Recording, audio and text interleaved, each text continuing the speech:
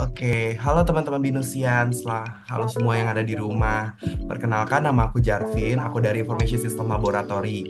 Nah, di sini kebetulan nih ada bintang tamu yang akan kita tanya-tanya ya pada hari ini. Nah, bintang tamu kita ini super kece karena dia mengikuti study abroad. Nah, study abroadnya kemana aja, terus siapa namanya, mari kita kenalan secara langsung ya. Mungkin boleh halo Hafiza. Halo Jarvin. Oke, halo. Hafiza mungkin boleh memperkenalkan diri ya sedikit misalnya dari jurusan apa, terus binusian berapa. Oke, halo semuanya. Salam kenal. Aku Hafiza Fatia Sakbar. Aku dari jurusan Business Analytics Binus Sian 2025. Oke. Nah, kalau boleh tahu nih, Hafiza sekarang kesibukannya apa nih akhir-akhir ini? Apakah lagi enrichment atau bagaimana? Sekarang karena udah masuk ke semester enrichment kedua, yaitu semester 7, aku lagi ambil program magang. Oke. Nah, mungkin kita akan nanya lebih ke enrichment yang pertama gitu ya. Kan katanya kemarin Hafiza itu study abroad gitu. Nah, kalau boleh tahu, Hafiza sendiri study abroadnya di mana gitu? Aku semester kemarin ambil study abroad di Cologne Business School, atau yang bisa disingkat CBS, itu lokasinya di Cologne di Jerman. Oke, I see. Nah, kalau boleh tahu nih, untuk study abroad ke sana gitu, nah Hafiza sendiri mendaftar dari BINUS gitu ya, atau bagaimana gitu? Mungkin teman-teman pada kepo gitu, gimana cara apply-nya study abroad gitu? Ya, untuk program study abroad sendiri itu kita daftarnya ke international office-nya BINUS. Jadi mungkin untuk teman-teman yang minat itu bisa lihat di Linktree BINUS Study Abroad. Itu informasinya lengkap banget, tapi tahapannya itu secara umum. Yang pertama, kita daftar ke international office-nya BINUS dulu. Itu lewat website-nya international office, namanya Immobilio. Terus Terus kita itu harus isi kita harus lengkapin data diri, kemudian kita isi university host yang kita incer itu mana aja. Nah, untuk university host ini itu juga informasinya lengkap banget ada di Linktree Binus Study Abroad. Kemudian di situ kita juga harus submit 3 dokumen. Yang pertama itu ada English Proficiency Test. Itu tentunya kita butuh ya untuk study abroad. Itu berupa TOEFL atau IELTS.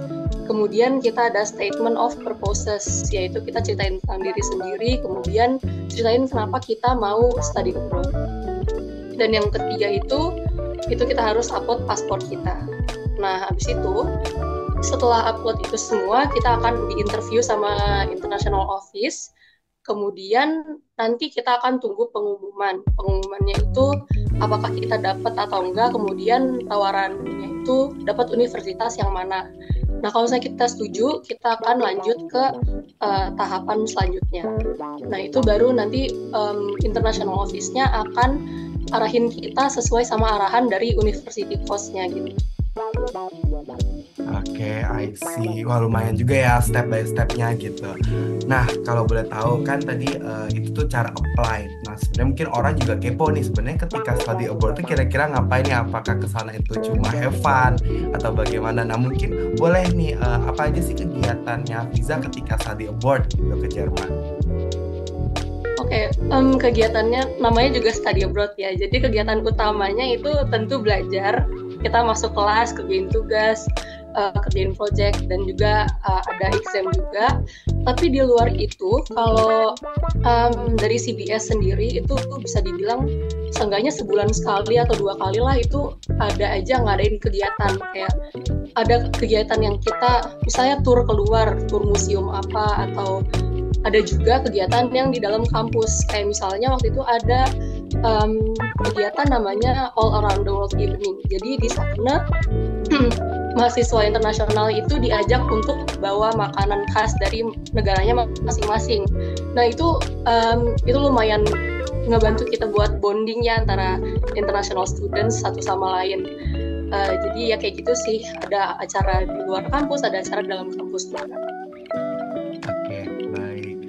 Nah, ketika study abroad gitu ya, apa sih yang dirasakan oleh Hafiza sendiri ketika study abroad, apalagi pertama kalinya gitu ya ke Jerman langsung gitu. Mungkin boleh dong di-sharing pengalaman perasaannya gitu.